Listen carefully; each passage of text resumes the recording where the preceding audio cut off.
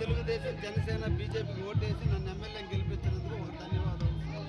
మంచి నాయకులు ముఖ్యమంత్రి చేసినందుకు రెండో ధన్యవాదాలు. కాబట్టి ఆయన మంచివాడు, ఈ ప్రభుత్వం మంచిది, ఈ ప్రభుత్వం బాగుండాలని మనందరం కోరుకుంటాం.